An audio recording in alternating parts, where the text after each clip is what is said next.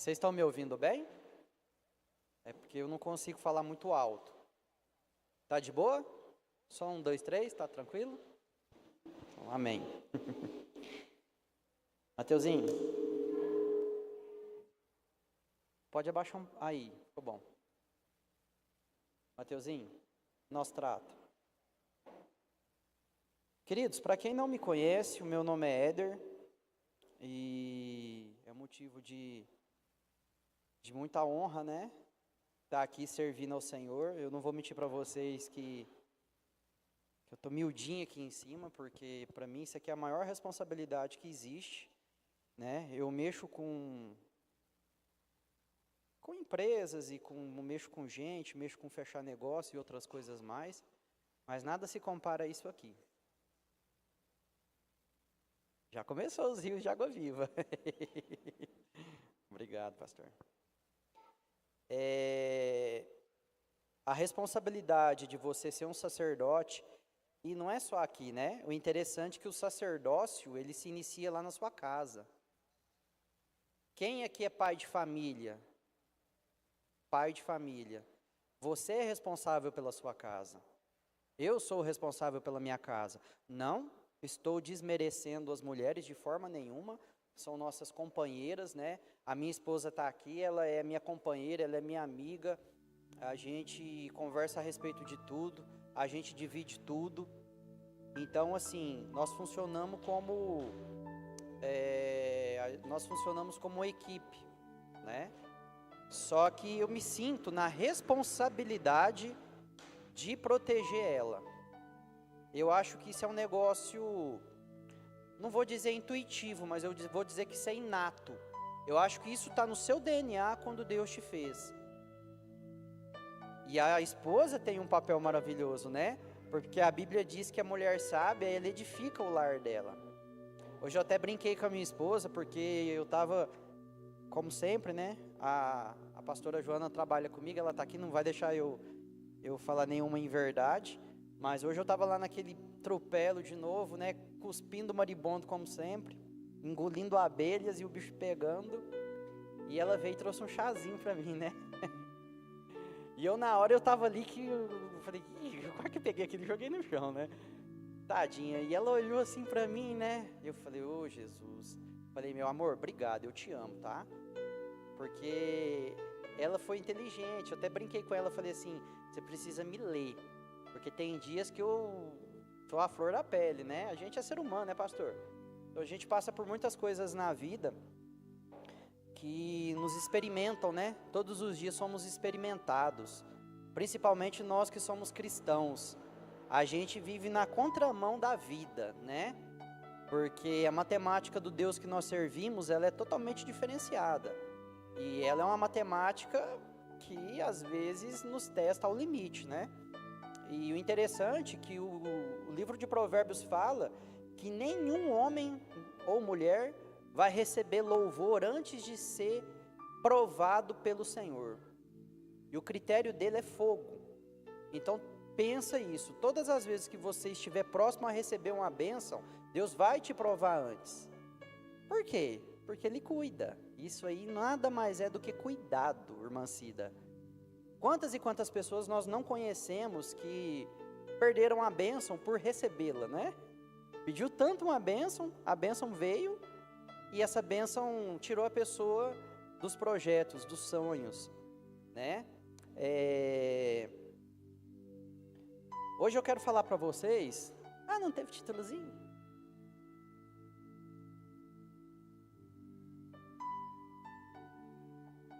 Até o Mateus achar o títulozinho, eu quero compartilhar um negócio com vocês. Hoje, especialmente, por mais que a minha vida é um turbilhão, e às vezes eu me sinto triste, mas não abandonado, né? Devido a tantas coisas para fazer, eu tenho o meu pastor que eu sempre estou desabafando com ele, né? Hoje mesmo eu liguei, ele orou comigo. E hoje eu passei por uma situação que eu estou tão feliz, porque eu consegui enxergar que Deus tem realizado um sonho que eu tenho pedido para Ele, sabe? Eu tenho pedido para o Senhor para me apresentar o amor passional. Porque até então, amor para mim é cuidar. Por exemplo, se você precisa de algo, eu vou lá, eu compro uma cesta para você, eu te dou uma cama, eu pago o seu aluguel, fiz a minha parte. E eu tenho percebido, eu tenho pedido para Deus, para Ele me mostrar, para mim viver esse amor passional. Para quem não sabe, amor passional é um amor apaixonado. Quando você conhece a sua esposa e você começa a namorar, é mais ou menos aquela situação lá, né? E hoje Deus começou a me mostrar isso. Eu até compartilhei isso com o meu pastor, né? Tem uma pessoa que eu conheço ela há muitos anos. Eu conheci ele num trabalho que a gente fazia em outra denominação, de ir lá quando tinha como que chama? Lar transitório. E eu conheci um menino lá. Até então ele estava lá porque ele tinha feito algo terrível. Tinha acho que 6, 7 anos de idade. E eu ia sempre lá e conversava com ele, brincava de futebol com ele. E o tempo foi passando. Eu tive muitas experiências boas, outras ruins. Desviei, voltei. E esse menino nunca saiu da minha vida, sabe? Até um dia que eu sofri um problema muito sério em relação ao meu primeiro casamento. Ele queria fazer justiça com as próprias mãos, eu não deixei. E ele é um cara, o pastor conhece ele é um menino que precisa de muita ajuda, precisa de muita oração. E hoje, né, ele passou em frente à minha farmácia e eu vi que era ele, né? E eu gritei, ele não me ouvia, eu vi que ele estava com fone de ouvido. E eu saí correndo, peguei no ombro dele, mas antes, quando eu vi ele passando, eu fiquei olhando, né? Falei, cara, esse menino é perigoso, né? E eu acho que eu não vou atrás dele, não. Vou deixar algum dia, se ele vier, eu vou ajudar ele, né? Na hora, Deus me fez lembrar de Paulo. Quando Lucas duvidou, não duvidou, mas sobre a pressão, né? Sobre o que Nero estava fazendo com os cristãos lá em Roma, ele meio que quis chutar o balde, né? E Paulo falou assim para ele, irmão, o amor é o único caminho. E disse essas palavras para ele. Por que nós vamos desistir do mundo se Cristo não desistiu de nós? Aí eu peguei, né, falei, vou lá. Corri lá, peguei ele pelo ombro, ele, mano, é você, não sei o quê, pá, né, aquelas gírias todas, enfim. E eu abracei ele, falei, como que você tá, cara? Ele falou, tô indo aí, tô na quebrada, que não sei o quê. E aí eu falei assim, onde você tá morando? Ele falou assim, tô morando na rodoviária. Eu falei, como assim? Ele falou assim, eu já tomei muitas portas na cara, e então eu tô morando na rodoviária. Eu falei, mas você tá dormindo lá? Ele, não, eu tô morando lá. Eu falei, meu Deus do céu. Aí eu peguei e falei pra ele, falei, não, vai ficar assim não. Falei, passa ali no Hotel Pinheiros, lá eles alugam quartos lá. Eu sei que quartos para moradia. Aí ele foi lá, viu o preço, né? Me passou, eu paguei e falei para ele, falei assim, eu não vou falar o nome dele aqui não. Eu falei assim, olha, de hoje em diante, você nunca vai ficar sem um lar para você morar. Eu falei assim, quando tiver faltando 2 dias para vencer, você vai me ligar, eu vou pagar de novo e você vai ter uma água quente para você tomar banho, você vai ter dignidade na sua vida. Você vai poder assistir uma televisão a hora que você quiser, você vai ter uma cama quente para você dormir de noite.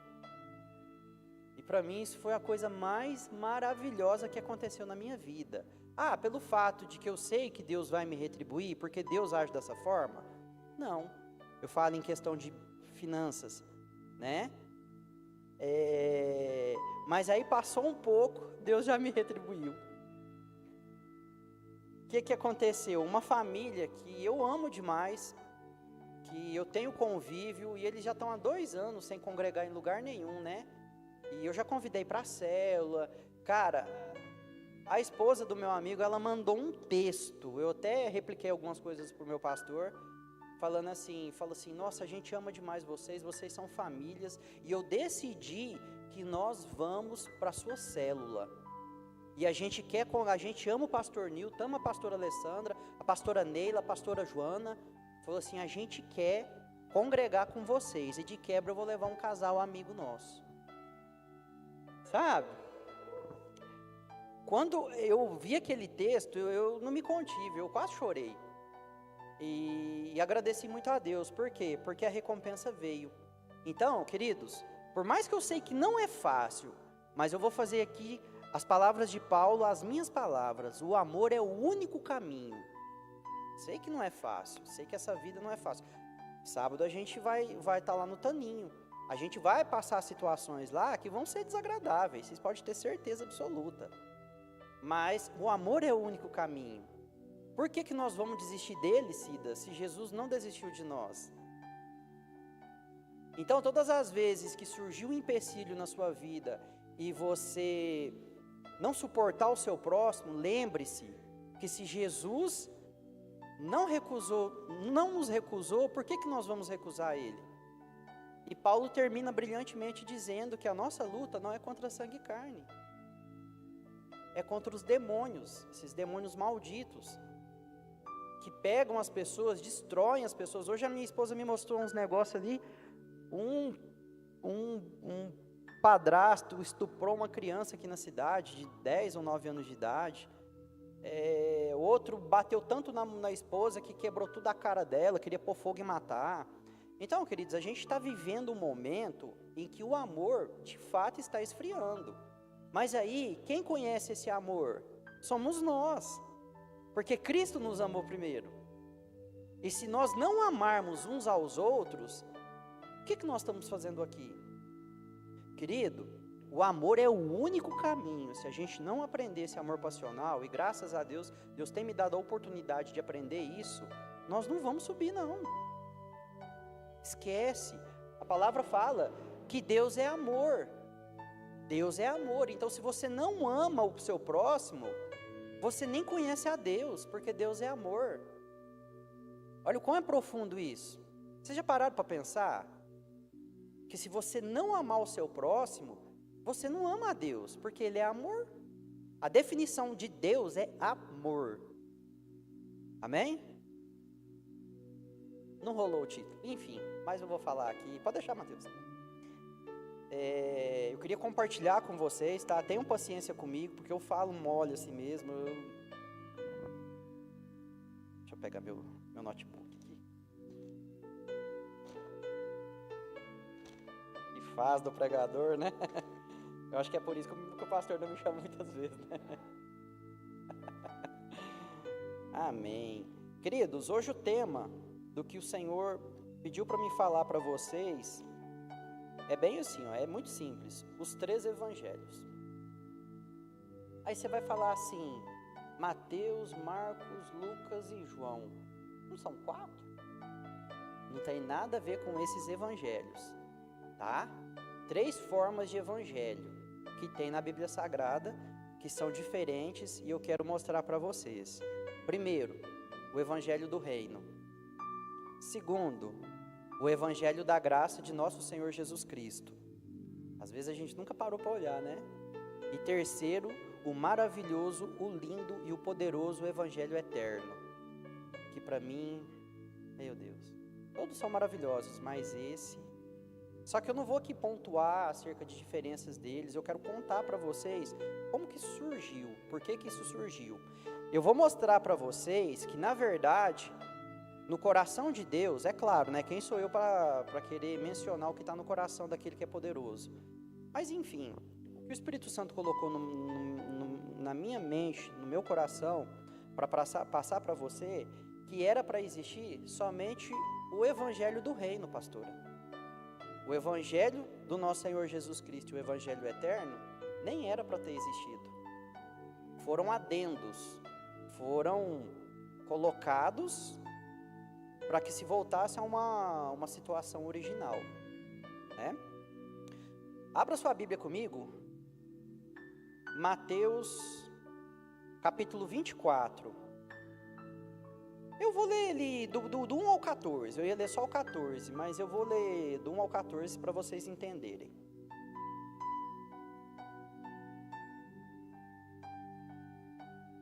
Vê se eu enxergo ali.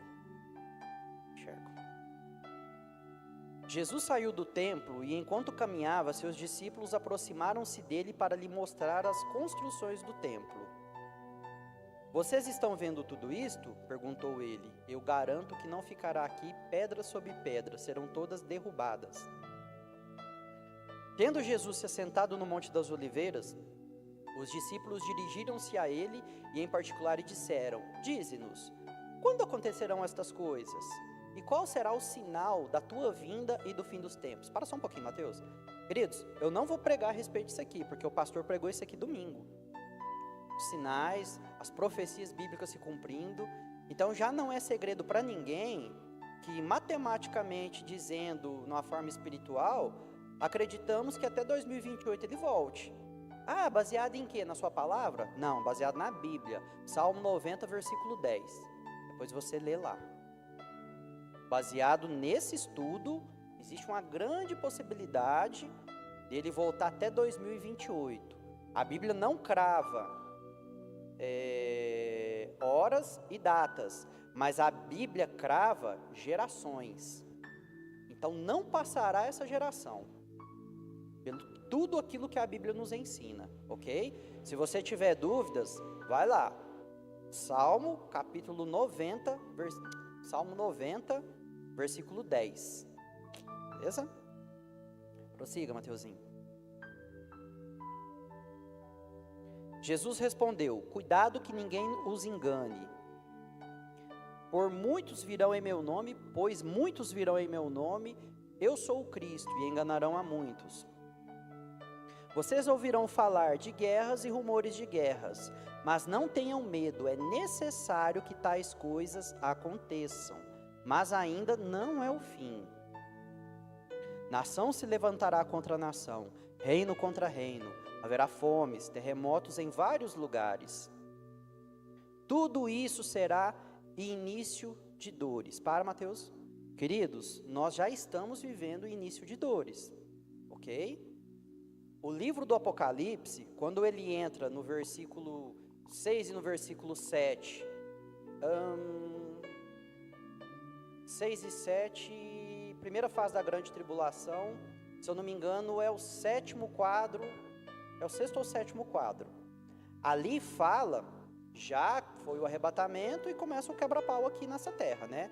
Só que vocês têm que entender que Mateus 24, ele já está falando do início, é como se fosse uma introdução. Mateus 24, entenda, é uma sinopse, é uma introdução das coisas que vão acontecer. Pediram um sinal, então ele mostrou, mas o maior sinal da vinda de Jesus, para você saber, é a profecia bíblica. Seja ela na sua forma de ato profeto, ou seja, propriamente dito, a revelação de uma profecia. Ela mostra tudo isso, tá? Já falei isso aqui, em outra ocasião a gente pode até retornar. Vai, Mateuzinho. Então eles os entregarão para serem perseguidos e condenados à morte, e vocês serão odiados por todas as nações por minha causa. Para, Mateuzinho. Esses textos não tem como, né, pastor? Olha só que audácia. Isso aí foi escrito, o Evangelho de Mateus, foi depois de Jesus, 2000 anos atrás, 2000 e poucos anos atrás aí. Jesus cravou que nos últimos tempos vocês iam ser perseguidos por causa do nome de Jesus Cristo. Você já viu uma passeata gay que eles crucificam lá? Você já viram fazer isso com Buda? Já viu fazer com Maomé? Com Gandhi? Quem sempre está lá? Jesus não sai da boca do povo, gente. Olha que ousadia. Aqui eu te provo já que ele é Deus. Aqui eu te provo que ele era quem ele falou que ele era. Porque tudo que ele disse se concretizou. Nem a Madre Teresa de Calcutá, que teve lá seu mérito, né? Em relação a fazer o bem, cravou que no nome dela ia acontecer alguma coisa. Jesus disse: por causa do meu nome, vocês serão jogados nas prisões, vocês serão apedrejados, e a gente já está começando a viver isso, né? O pastor André Valadão, esses dias, já teve uma retaliação feia, porque ele começou a bater acerca do homossexualismo. Bater não nas pessoas, bater na prática, na conduta. Porque o Deus que nós servimos condena isso. E eles já estão retalhando ele de forma ferrenha. Queridos, é muito fácil a gente estar pregando aqui, o pastor está dando um sermão acerca disso, e entrar aqui um casal de homossexual e nos colocar na cadeia, porque estaremos sendo homofóbicos. Nesses dias agora, isso vai acontecer muito. Nós odiamos as pessoas, que nem fizeram muito aí na época do Bolsonaro, né?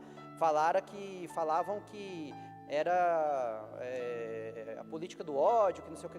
Cara, isso não tem nada a ver, pelo amor de Deus. A gente não odeia ninguém, não. A gente não condiz com a prática. Por quê? Porque nós não vamos pecar contra o nosso Deus para te agradar. Seja você homo ou hétero, aqui é admoestado segundo a palavra do Senhor. E nós, como igreja, se não fizermos isso, ajudando uns aos outros, então qual o motivo de existir igreja, né, pastora? Né, pastor Sonir? Pastor Sonir chegou calado. Amém? Segue, Mateuzinho. Naquele tempo, muitos ficarão escandalizados, trairão, odiarão uns aos outros. E numerosos falsos profetas surgirão e enganarão a muitos. Devido ao aumento da maldade, o amor de muitos esfriará. E será que isso está acontecendo? Como que um cara tem coragem de estuprar uma criança de 9 anos de idade? Que ele tem como filha dele. Como que o cara tem coragem de pegar uma pessoa vulnerável e dar soco na cara dela, até quebrar a cara dela e tentar atear fogo nela para matar? Por causa daquele negocinho lá, ó, o amor. Não tem mais amor, pastor. E aí que me assusta mais. A Bíblia diz que Deus é amor. Então, se não tem amor, não tem Deus. Os seres humanos estão se degladiando por conta própria. Ah, mas o diabo está influenciando, querido. A Bíblia fala que nem Deus e nem o diabo nem Deus e nem o diabo tenta o homem, senão a cobiça do seu próprio coração. Se você trair a sua esposa, ou se você trair o seu esposo, é porque o seu coração intentou e você teve a oportunidade e fez. A culpa sempre vai ser nossa. Por isso que eu falei para os pais de família, a culpa ainda é mais sua do que a de outra coisa. Eu já fui casado, no meu segundo casamento, eu fui traído. A culpa foi minha. Eu falo isso assim com muita tristeza, mas a culpa foi minha, porque eu era o sacerdote da minha casa. Eu deixei o inimigo entrar na minha casa, Cida. Eu não consegui conter aquilo. Eu não vigiei pela minha vida e pela vida da esposa que eu tinha. Claro que tudo faz parte de um projeto. Hoje Deus me deu uma que... Tem nem comparação, mas enfim. Segue, Mateuzinho. Mas aquele que perseverar até o fim será salvo. Vai, só falta mais um. E este evangelho do reino será pregado em todo o mundo como testemunha a todas as nações, e então virá o fim. Aqui que tem um pequeno detalhe. Esse evangelho aí não tem nada a ver com o evangelho da graça de Jesus Cristo. Evangelho do reino é um, pastor. Evangelho da graça de Jesus é outro. Nós vamos entender quais são as diferenças desses evangelhos aqui hoje. Jesus, e aí uma outra coisa que as pessoas se confundem muito. As pessoas acham que a segunda vinda de Jesus é o arrebatamento da igreja. Não é. A segunda vinda de Jesus é para vir detonar com o diabo. Ele vai vir numa nuvem de glória e todos vão ver. O arrebatamento da igreja, ele é uma exceção. É somente uma retirada do povo dele daqui. A noiva vai ser retirada. E a Bíblia diz que é num piscar de olhos. Lá em 1 Tessalonicenses, se eu não me engano, a palavra do Senhor fala que aqueles que dormem ressuscitarão primeiro, já vão vir na comitiva celestial, os que morreram em Cristo Jesus ressuscitam depois, e os vivos em Cristo, encontra eles no céu e tchau, obrigado. Aqueles que não têm esperança, esses vão passar por morte, ou vão aguentar o repuxo aí do anticristo, e vão ressuscitar só lá no final. Os que morrerem sem Cristo, já estão condenados. Eles vão morrer só lá no final. vão morrer não, vão ressuscitar lá no final para serem condenados. Mas vai morrer do mesmo jeito, né? Esses não tem mais perdão, pastor Sandir. Tchau, acabou. Não existe mais advogado. Cessou por ali. Deixa eu te contar um negócio aqui que de repente você não sabe. Você sabia que antes de Jesus Cristo, todas as pessoas que morriam, elas iam para um só lugar? Porém, existiam lá 3 câmaras. Aqui era o seio de Abraão, aqui é o abismo e aqui é o Hades. Em hebraico, Sheol, que já é um inferno, né? O que aconteceu aqui?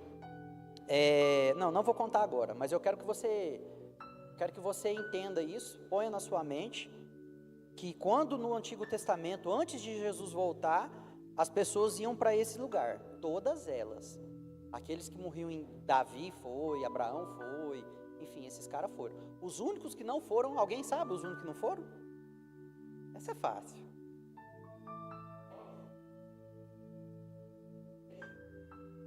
Acho mais, né? Enoque e Elias não viram a morte, foram transladados. Amém? Mateuzinho, queridos, esse é o primeiro estágio. Nós estamos falando aqui a respeito do Evangelho do Reino. Eu quero ler vou te deixar alguns versículos para você acompanhar depois, tá? Vai lá, Mateuzinho. Marcos 1,15, vai ser bem rápido. O tempo é chegado, dizia ele, o reino de Deus está próximo, arrependam-se e creiam nas boas novas.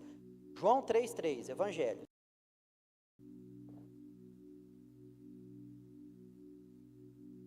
Em resposta, Jesus declarou, digo a verdade, ninguém pode ver o reino de Deus se não nascer de novo. Mateus 12,28.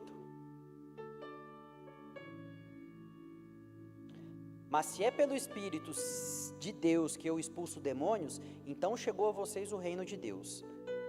Apocalipse 11,15. O 7º anjo tocou sua trombeta e houve fortes vozes nos céus que diziam, o reino do mundo se tornou de nosso Senhor e do seu Cristo, e ele reinará para todo o sempre. Abre aí para mim, Gênesis capítulo 1, versículo 26. Então disse Deus, façamos o homem à nossa imagem, conforme a nossa semelhança. Domine ele sobre os peixes do mar, sobre as aves do céu, sobre os grandes animais de toda a terra, sobre todos os pequenos animais que se movem rente ao chão. Queridos, em 1934, na Inglaterra, nasceu um pregador, o nome dele é Charles Spurgeon. Eu acho que a maioria aqui já ouviu falar dele. A Charles Spurgeon, ele tinha fama de ser um bad boy cristão. Por quê? Porque ele não aceitava as doutrinas da época. E ele foi um cara muito movido pelo calvinismo.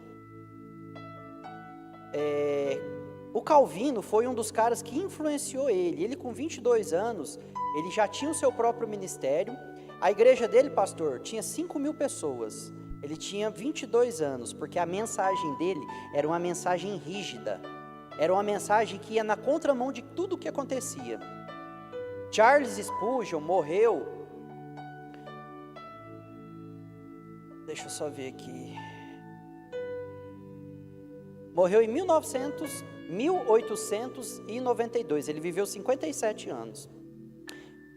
E ele deixou 63 sermões. Dentre esses, tem um sermão, que é o de número... Depois, se você quiser comprar pela internet, você consegue. Deixa eu ver aqui. Se eu não me engano, é o de número 1080.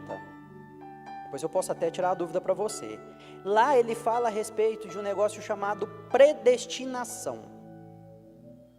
E existem várias conjecturas do que é a predestinação de Charles Spurgeon. Só que a predestinação que Charles Spurgeon fala, pastor, é Gênesis capítulo 1, versículo 26. Ele fala que você foi predestinado a ser a imagem e semelhança de Deus. Tem muitas pessoas que imaginam que Deus predestinou alguns para serem salvos e outros não. O negócio que você precisa entender, da onde vem a salvação? Jesus Cristo, não é verdade? O que então significa? Deus fez uma predestinação? Sim, fez. Existe uma predestinação. Mas de que forma que essa predestinação? Que todos sejam uma imagem e semelhança de Deus, do conjunto, Deus Pai, Filho e Espírito Santo, e que você cumpra com o seu propósito aqui na terra. Você foi predeterminado, predestinado para cumprir o seu propósito, e não sair do seu propósito de forma nenhuma. Por exemplo, o pastor Sonir é evangelista. Se o pastor Sonir for fazer outra coisa, ele foge da predestinação que Deus deu para ele. Aonde Deus te predestinou? Para te usar. Aí ele te deu dons. Paulo fala acerca disso, tirado de um salmo. Queridos, vocês foram predestinados para cumprir com o seu propósito. Quantos aqui já conhecem o seu propósito? Querido, se você ainda não conhece o seu propósito, pede a Deus urgente para te revelar ele. Porque o tempo está tic-tac, tic-tac, tic-tac, tic-tac.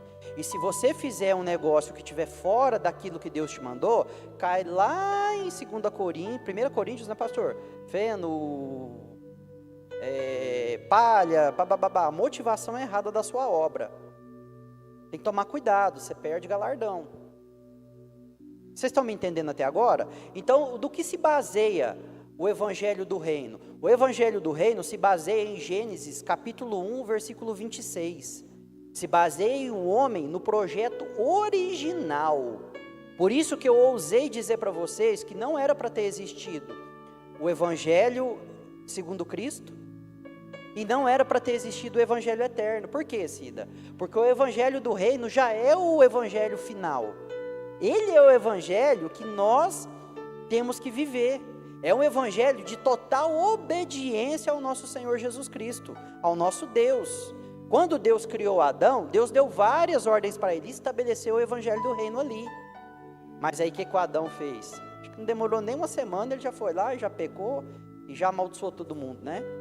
Um absurdo, mas enfim. Aí o que aconteceu? Eu vou ousar dizer essa palavra, mas eu acho ela muito forte. Os planos do nosso Deus foram frustrados. Por que você fala isso? Porque era para existir somente o Evangelho do Reino. Era para hoje, Adão e Eva ter... De repente, ninguém tinha morrido ainda, pastora. Era vida eterna, porque tinha árvore do fruto, né, da vida eterna. Eu acho que a gente ia se alimentar dele todos os dias, né? E a gente ia viver eternamente aqui na terra. A mesma situação que Jesus vai fazer aqui no milênio. Olha só a curva que fez. Meu Deus. Era para fazer assim, ó. E aí, o que o homem fez? O homem foi lá na Portelândia e voltou para cá, aqui, ó. Como que isso aconteceu? Com a queda de Adão. Adão fez isso. Aí entra a segunda parte que eu quero falar para vocês. Abra lá comigo. Mateus capítulo 28, versículo 19. Portanto, vão e façam discípulos de todas as nações, batizando-os em nome do Pai, do Filho e do Espírito Santo. Atos 2:42. Queridos, vocês estão me entendendo? Não dorme não, tá? É difícil me escutar, né? Eu falo muito baixo, muito devagarzinho. Falta cair uma chuvinha, né? Aí eu vou te falar, viu? Acho que aí até eu durmo. Mateus 24, Atos 2:42. Ele se dedicava ao ensino dos apóstolos, à comunhão, a partir do pão e as orações. Vai. Todos estavam cheios de temor e muitas maravilhas, e sinais eram feitos pelos apóstolos. Vai. Os que criam mantinham-se unidos e tinham tudo em comum. Queridos, o que aconteceu aqui? Aqui foi introduzido o Evangelho segundo Jesus Cristo, o Evangelho da graça de Deus. Era para existir ele? Era para existir, Cida? Não. Por que não? Porque não tinha pecado. Entenderam? O Evangelho de Jesus, o testemunho dos apóstolos, o nosso testemunho É o evangelho da graça. É fazer aquilo que o nosso Senhor Jesus fez. É imitar Ele. Por isso que somos cristãos, pequenos cristos. Somos imitadores de Cristo. Hoje eu até comentava com o meu amigo Éder Macedo, a gente falando a respeito do testemunho. O quão é importante você dar um testemunho de vida. A família dele está sendo transformada por causa do testemunho. Eu sei que ele não gosta que fica falando dele, mas eu não podia perder essa oportunidade, porque eu estou muito feliz de te ver aqui. Mas isso é um fato, queridos. Quando você transforma a sua vida, quando você deixa o Espírito Santo transformar a sua vida, você testemunha Deus, você testemunha Jesus Cristo. E as pessoas são envolvidas pela sua transformação. Por isso que lá no livro de Zacarias fala que nem por força nem por violência, mas pelo meu Espírito. Não adianta você obrigar ninguém a nada. Esquece isso, cara, você não é dono de ninguém não. Seu papel de sacerdote é orar, é jejuar, é entender e explicar. Entender e explicar. O nosso Jesus Cristo veio à terra para consertar a baderna. Querido, se Jesus não tivesse vindo, era morte eterna para todos. A gente não teria salvação. O evangelho do reino, que é baseado em obediência e implantação das coisas de Deus aqui nessa terra, nunca ia existir. Porque foi cortado. Já expliquei aqui a respeito da procuração que passaram para o diabo, já falei sobre a herança, sobre os 3 aspectos de crucificação, já falei isso aqui uma época. O que aconteceu? Jesus Cristo veio, aqui agora, vocês lembram do negocinho que eu falei? Esse aqui, o que é então? Esse. E esse? Gente, até eu tinha esquecido, vocês lembrou. Amém. A Bíblia relata que aí Jesus veio, não pecou, todo mundo conhece a história. Ele veio para consertar toda essa bagunça e derramou o sangue inocente dele para que fôssemos resgatados. Aí ele fez algo que eu acho que de repente você não se atentou. O que aconteceu? Lembra que eu falei para vocês que quando o pessoal morria, todo mundo ia para essa situação aqui? Todo aquele que é pendurado num madeiro, ele se torna... Chuta o que aconteceu com Jesus. Você acha que quando Jesus morreu, ele foi direto ao céu? Não. Por que você acha que ele foi morto num madeiro e se fez maldito? Porque, pastor, ele precisava descer lá embaixo. Ou seja, ali ele se transformou réu. Por isso que fala que quando você toma a ceia e indignamente toma o sangue e come o corpo, você é réu do corpo. Ele se tornou réu ali. E ele foi para o inferno. Uau, ele foi para o inferno, foi. Mas aí chegou lá, o diabo olhou ele de cima e embaixo e falou assim, esse cara não pode ficar aqui. Porque ele não tem pecado. O que Jesus, eu até imagino a cena. Jesus olhou para ele e falou assim, fez o seu serviço? Tá ok? Aí ele foi, eu vim aqui falar com você. Quem que era? Morte. Ele chegou nela e falou assim, eu acho que ele deu um tapa na cara dela, assim, dá essa chave aqui. Porque até então, queridos, todos iam para esse lugar. Todos conheciam a morte e ficavam neste lugar. Jesus se fez maldito num madeiro, propositalmente para ele descer lá. Aí o salmista fala que ele levou consigo um cativeiro. O que ele fez? Ele chegou lá, tomou, a chave da mão da morte, chegou aqui. Pastor, me fala qual que é o endereço daquela passagem de Lázaro e o rico? Lucas 15, acha aí para mim, Mateus.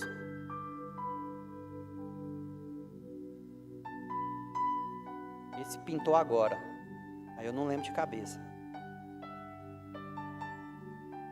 Efeitos do Rivotril, gente, infelizmente. Foi no Google, Mateuzinho. Mateus 15, alguém me ajuda? Mateus 15 o quê? 21, pastor? Não, é Lucas, né? Lucas 16, 19, Mateuzinho. A margem de erro está dentro. Havia um homem rico que se vestia de púrpura e de linho fino e vivia no luxo todos os dias. Vai, Mateus. Diante do seu portão, fora deixado um mendigo chamado Lázaro, coberto de chagas. Este ansiava comer que caía da mesa do rico, até os cães vinham lamber as suas feridas.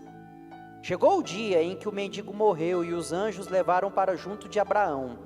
O rico também morreu e foi sepultado. Vai. No Hades, onde estava sendo atormentado, ele olhou para cima e viu Abraão de longe com Lázaro. Entenda, essa visão ela não foi de forma vertical, ela foi de forma horizontal. Tá? De longe ele olhou. Por que de longe? Porque havia um abismo que separava eles. O que tem nesse abismo?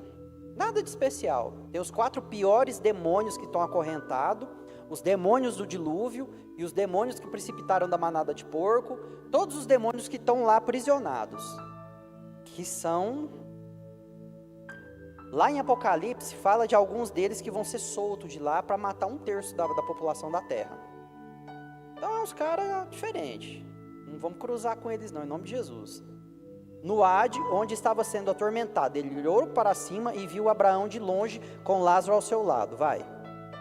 Então chamou: pai Abraão, tem misericórdia de mim, manda que Lázaro molhe a ponta do dedo na boca e refresque minha língua, porque estou sofrendo muito neste fogo. Vai, vamos acelerar. Mas Abraão respondeu: filho, lembre-se de que durante a sua vida você recebeu coisas boas, enquanto que Lázaro recebeu coisas más. Agora, porém, ele está sendo consolado aqui e você está em sofrimento. Vai. E além disso, entre vocês não há um grande abismo, de forma que os que desejam passar do nosso lado para o seu lado, ou do seu lado para o nosso, não conseguem. Vira aí? Então existe o abismo, existia, né? Não, existe ainda. Esse negócio ainda está lá. Porque o inferno é no centro da terra. O que foi inaugurado até hoje? Foi inaugurado o Hades. O Hades já foi inaugurado, né? Quem morre, não está em Deus, vai para lá. Hades é uma tradução, se eu não me engano, já em grego. Mas em hebraico, no aramaico, ele é Sheol. Significa sepultura, sepulcro, inferno, esse tipo de coisa. O que aconteceu?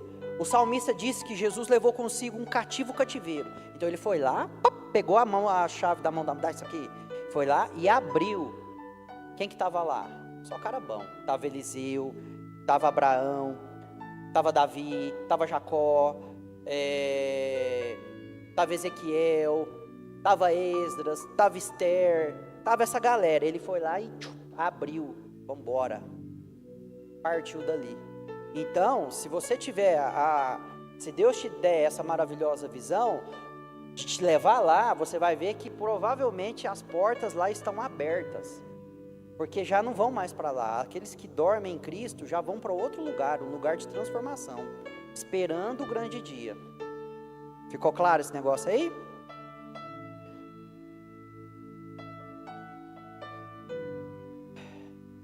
Bom, então só para recapitular aqui.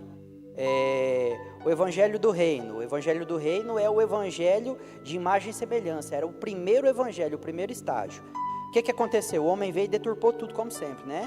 Jesus veio e teve que implantar o Evangelho da graça, que é o Evangelho de Jesus Cristo, que é onde o seu testemunho que conta. Olha o que os apóstolos faziam, né? Eles estavam juntos, o próprio testemunho um do outro, eles refletiam Jesus Cristo. Isso foi para recuperar as pessoas. Recuperar para quê? Para o Evangelho do Reino. Sempre foi o Evangelho do Reino. Sempre foi o Evangelho estabelecido de obediência. Aí, por fim, para a gente finalizar, o último Evangelho. Mateuzinho, abre para mim Apocalipse capítulo 14, versículo 6. Então vi outro anjo que voava pelo céu e tinha na mão o Evangelho eterno, para proclamar os que habitam na terra e toda a nação, tribo, língua e povo. Queridos, essa situação aqui é uma situação bem chata. Por que o Evangelho de Jesus Cristo já não mais estava aqui neste lugar? Porque ele subiu junto com a igreja. Ele foi até a igreja, ainda vai até a igreja, né, que é a nossa parte. Aí ele vai. Aí o que vai acontecer? Não vai ter evangelho mais aqui na terra. Aí vai começar o quebra-pau. 144 mil judeus vão se levantar, eles vão entender que Jesus era o Senhor e Salvador, só que aí é mais na burdoada, pastor Sonir, é mais no sacrifício. Você ainda vai conseguir ir para o céu nesse momento? Você vai, igual eu já expliquei aqui, mas é sacrificial, o negócio é meio puxado, não vai ser legal igual está agora. Agora você tem toda a oportunidade do mundo de ser arrebatado e sentar junto com Jesus. Lá não, primeira coisa, você já não participa mais de estar com Jesus. Mas você vai para o céu, se você conseguir aguentar as pancadas. O capítulo 14, Apocalipse, do capítulo 8 ao capítulo 18, fala da segunda fase da grande tribulação. Aí, lembra que eu falei para vocês, no iniciozinho do capítulo 8, há um silêncio no céu de 30 minutos? E Deus bate e fala, basta, agora chega, agora vão flagelos. Aí se você começar a ler lá do 8 ao 18, você vai ver que tem várias ferramentas que Deus usou.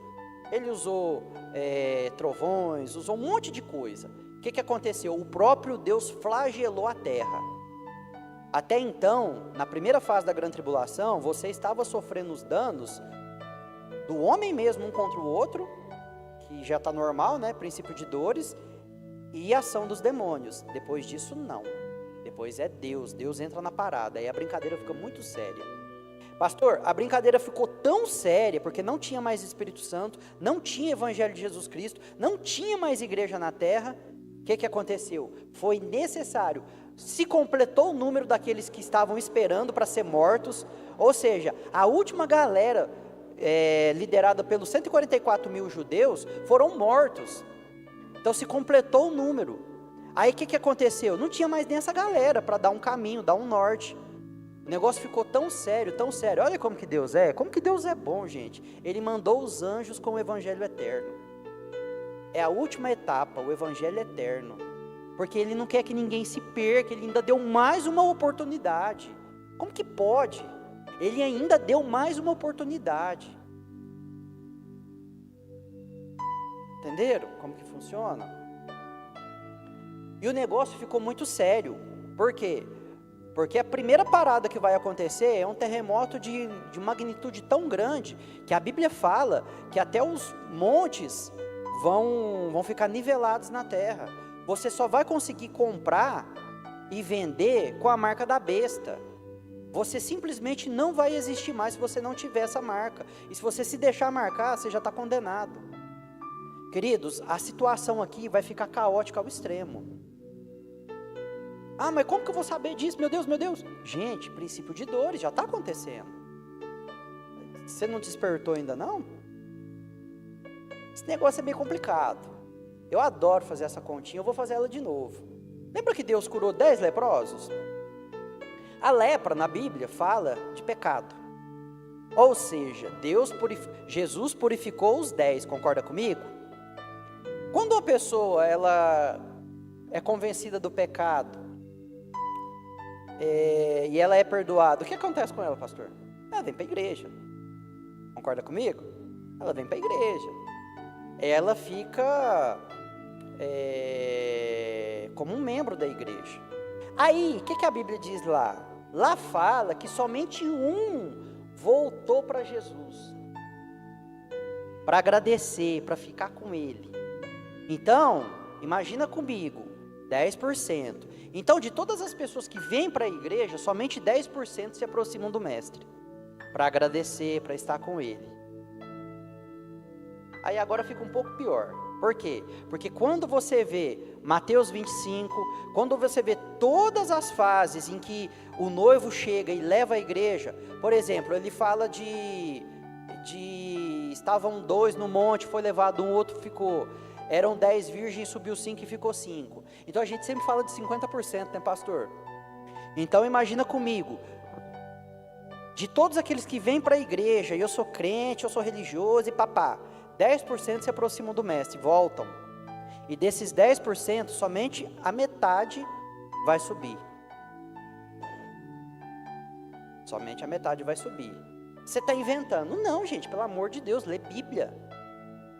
Busca o conhecimento no hebraico. Lembra que eu sempre falo aqui sobre hermenêutica e exagese? Não é à toa. É o conhecimento da palavra revelada. Se você vê nos originais em que foi escrito, é bem isso mesmo. Lepra fala de purificação do pecado. De quem é purificado o pecado? Do neófito, do recém-convertido. E esse cara vem para a igreja. Só que aí só 10% dessa galera se achega mesmo, quer fazer mesmo as coisas, está na motivação correta, faz a forma correta. E olha que coisa, lembra das virgens? Qual que era a diferença delas? Reserva de azeite, porque as outras também tinham azeite. Então elas tinham um relacionamento próximo com o Espírito Santo, só que elas não tinham a reserva.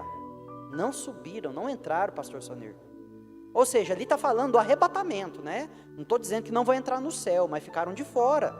Não sentaram à mesa do noivo. Querido, se você não sentar na mesa do noivo, às vezes você pensa assim, mas poxa vida, melhor ser porteiro no céu do que lá no inferno, segurança, sei lá o quê. A galera fala muito isso, não fala? Mas se você não for arrebatado, você se prepare, porque a pancada aqui vai ser grande. E aí você se lembre que não tem mais amor não.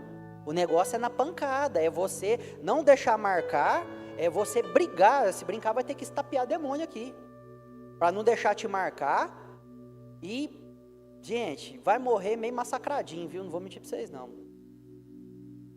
Uma vez eu ouvi o pastor Zé Rodrigues falar que aqueles flagelos que Jesus sofreu na cruz, aquela humilhação toda, aí nós vamos pagar o preço aqui.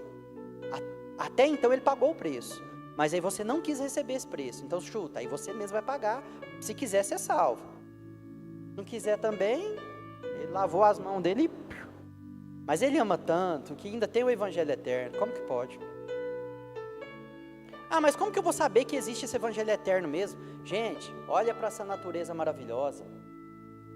Olha isso aí converte as pessoas. Você de ficar vendo matas, e ficar vendo rios, e ficar vendo praias, e ficar vendo a maravilhosa criação de Deus, já reflete o que é o evangelho eterno. É algo eterno, é algo que Deus criou que nunca vai acabar. Entenderam? As galáxias ainda estão, através da voz de Deus, haja. Elas ainda estão, plup, plup, plup, plup, plup, até hoje. Cientistas falaram que isso é verdade, e eu acredito. Só que existe um final, você pira? Por quê? Porque senão era tudo espaço, era tudo vago.